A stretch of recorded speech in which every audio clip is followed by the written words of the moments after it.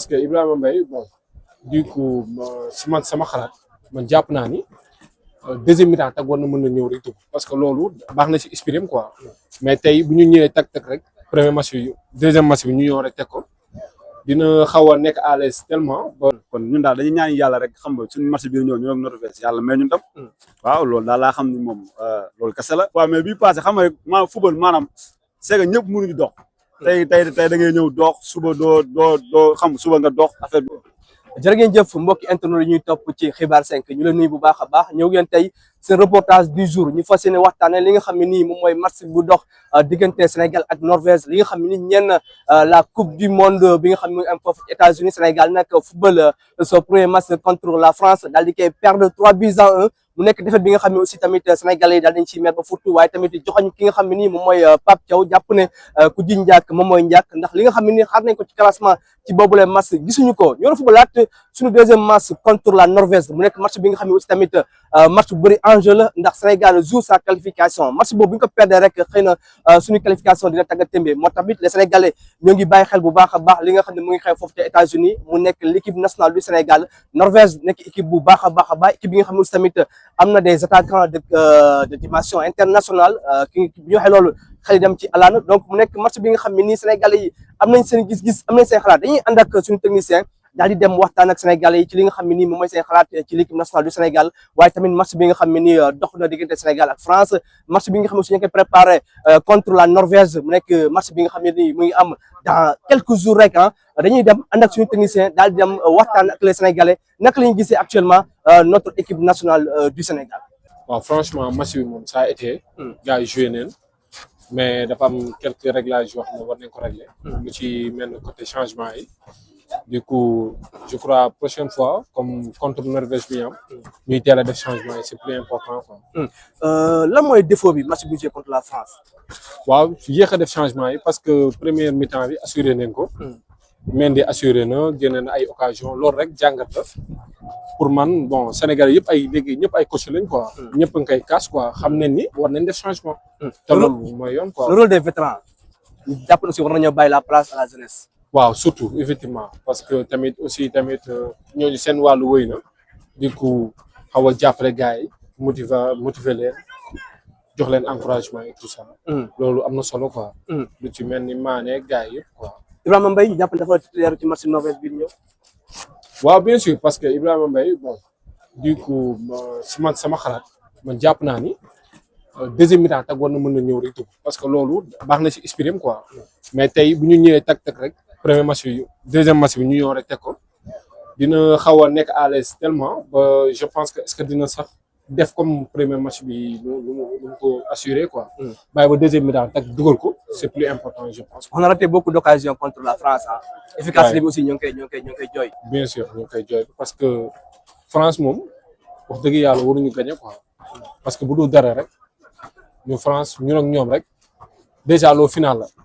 mais yàlla def na ni gagné nañu mais xëy na nag yàlla mën na def na surprise ñu dem ak moom ba final. te incha allahu rabin am nañ njort ni dinañ dem ak moom ba final te bu ñu demee ba final dañ koy gagné. parce que gis neen failles yi gis neen erreur yi ñu def. compétition bi gis naa ko premier match bi ku ne gis na ni mu demee xam nga nit ñaa ngi wax mais c'est que football moo demee noonu quoi sport moo demee noonu te da ngay gagné suba doo gagné. du dëgg kon ñun daal dañuy ñaan yàlla rek xam nga suñu match bi ñëw ñu ak Norvège yàlla may ñu tam.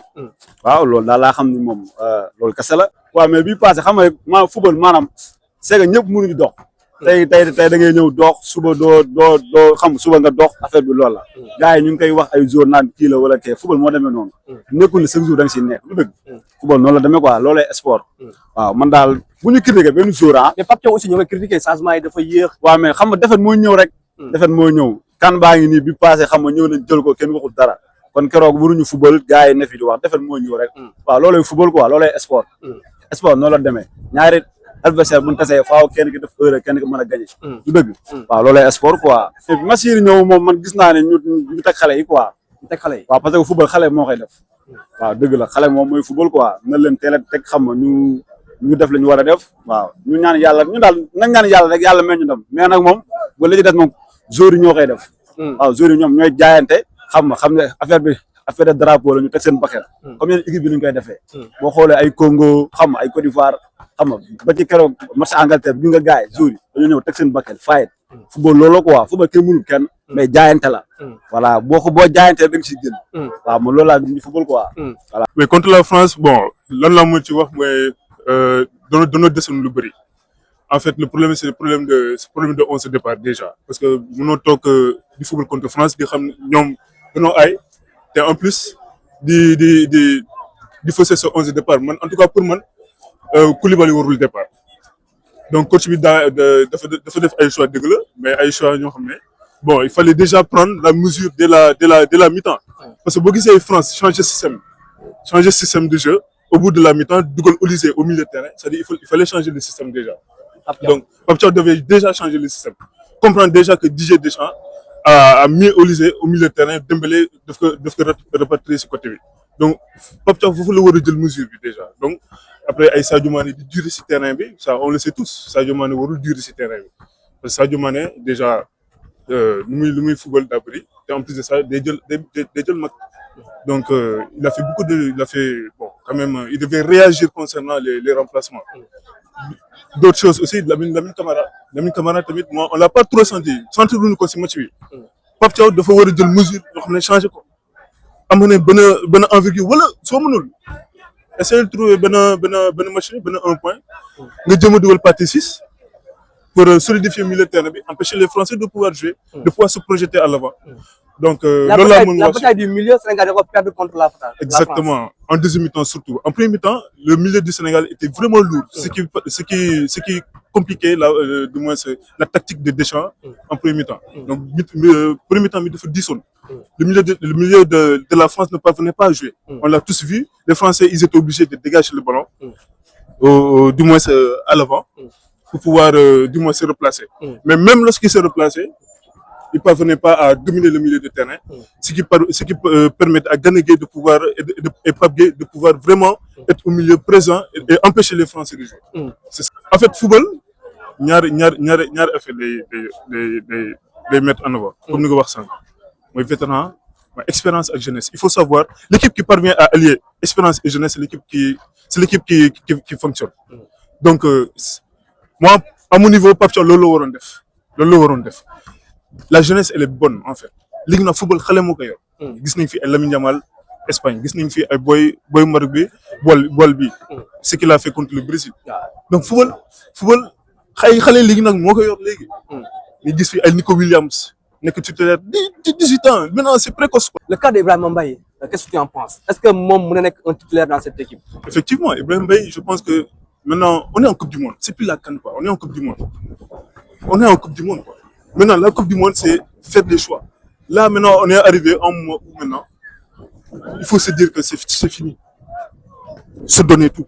Ibrahima Mbaye, il est temps maintenant qu'il soit titulaire. Mais on ne peut pas comprendre qu'un joueur, à peine rentré vers la 75e minute, muy dugal, dafa xaw a rey Hernandez, muy dugalee. C'est vrai. Donc, Pape Thiaw, il doit prendre ses responsabilités, franchement. Ça, on le dit. Et ce qu'on a reproché à lui, c'est Pape Thiaw, le def. Tarder ces changements les changements tardifs. Tarder ces changements Koulibaly je suis désolé Koulibaly warul def 90 minutes sur terrain bi Sadio Mané la même chose waruñu def 90 minutes sur terrain donc c'est ça en fait. Les clés du match face à la Norvège. Bon pour la Norvège c'est une très bonne question pour la Norvège c'est un dilemme là c'est joxe lépp amatuñu choix. c'est-à-dire amuñu choix on est dos au mur. C'est-à-dire suñu joxul match suñu ko gagné woon moi je pense si on gagne pas ce match là je pense c'est terminé quoi. mën nañ dem ranger suñu bagage dem ñu. parce que Irak moom waaw di nga dóor Irak mais est-ce que ça va suffire parce que c'est vrai il y a le meilleur troisième. mais est-ce que ça va suffire franchement. Ça c'est ça le problème. Maintenant contre la Norvège il y a Haaland il y a beaucoup de joueurs il y a Haaland il y a Sørloth qui sont de très bons numéro 9 et franchement moi je pense du moins à mon niveau Pape Thiaw il doit plus repartir avec Koulibaly Niakhaté en défense centrale. On a changé de défense. Exactement. Moi, je pense qu'il faut aller avec Mamadou Sarr. Essayer de tester Mamadou Sarr. Efficacité, c'est depuis des années. C'est depuis des années qu'on parle d'efficacité, de problème d'efficacité au Sénégal. Moi, côté efficacité, je pense que Fofou, Jackson, Ismaël Sarr, de nous voir liguer pour ici entraînement et concernant l'efficacité. Parce que, quoi qu'on le puisse dire, premier temps, on pouvait claquer 2 buts. contre la France. Claquer au moins l'action de Jackson qui a fini au poteau. Et tout, ça, je pense qu'un bon Jackson, il le met dedans. S'il travaille son efficacité et sa finition, ça va venir. Dina liggéey, dina ñëw. waaw Pape Thiaw mu xool bu baax rek mu vigilant rek waaw mu xam ne maanaam football maanaam nekkul football ay séema la quoi. football ay séema la da ngay xool li nga xamante ni yow mooy dox yow nga def loolu. voilà mu dëgg la nag gars yi mënuñ ñàkk bañ a critiquer mënuñ ñàkk moom force. da koy force gars yi dañuy critiquer mais mu xool bu baax rek. mu xool bu baax. waaw Pape Thiaw de li nga koy wax mooy ñun amuñu fayam parce que jàppale nañu indil nañu deuxième coupe et tout ça dañ koy féliciter rek mais nag li ci ëpp solo mooy mu gën a concentré wu ci coupe du monde parce que coupe du monde bi am na différence ak CAN bi quoi léegi nag mu gën a concentré wu tamit aussi mu bañ a am complexe ci joueurs yi quoi nekk pro taxul tamit aussi tamit des fois nga bañ a gis des fois nga gis des fois doo gis ku gisul rek nañu tegal ci banc bi geloo ñu yeneen booy ndax parce que yeneen booy tamit am nañ ci ñoom yaakaar parce que ñoom ñoo nar a doon futur Sadio Mané. alors mu ngi noonu dégg ngeen les Sénégalais li nga xam ne wax nañ ko ci match bi nga xam ne nii Sénégal football na ko contre la France ak match bi nga xam ne aussi moom la ñu jëm contre la Norvège bu nekk match bi nga xam ne aussi tamit Sénégalais yi ñu ngi si xaar bu baax a baax Pape Thiaw surtout aussi sur ces choix ndax gis nañ ne ñëpp ñi nga xam ne wax nañu les intervenants ñoo ngi leen di critiquer les choix de Pape Thiaw surtout les vétérans jàpp ne war nañoo bàyyi la place à la jeunesse donc Barassa Poko Ndiaye Ibrahima Mbaye Iliman Ndiaye Ismaïla Sarr aussi tamit l'efficacité aussi les Sénégalais daan nañ si dut baaraam Jackson ak ki nga xam ne aussi moom mooy Ismaïla Sarr jàpp ne war nañoo gën a def preuve de lucidité devant les buts donc mën a finir li nga xam ne moom mooy les occasions parce que nous sommes en coupe du monde et les occasions quand même sont rares donc boo amee benn occasion rek war ko mën a dugal alors les Sénégalais ñu ngi xaar bu baax a baax match bi nga xam ne dañ ko joué contre la Norvège bu nekk match bi nga xam ne tamit impérativement dañ ko war a gagner pour rester dans la compétition donc Pape Thiaw la balle est dans son camp donc moom aussi war na veiller bu baax a baax sur ce soir surtout sur les changements parce que tamit ñëwaat na bu baax a baax sur les intervenants nga teel a def les changements pour gën a mën a redynamiser li nga xam ne moom mooy l'équipe pour gën a mën a aussi tamit gérer li nga xam ne moom mooy ces matchs donc dañoo rendez-vous prochainement seen beneen reportage remercier bu baax a baax sama technicien Ali remercier nos internautes de Xibar 5 jërë ngeen jëf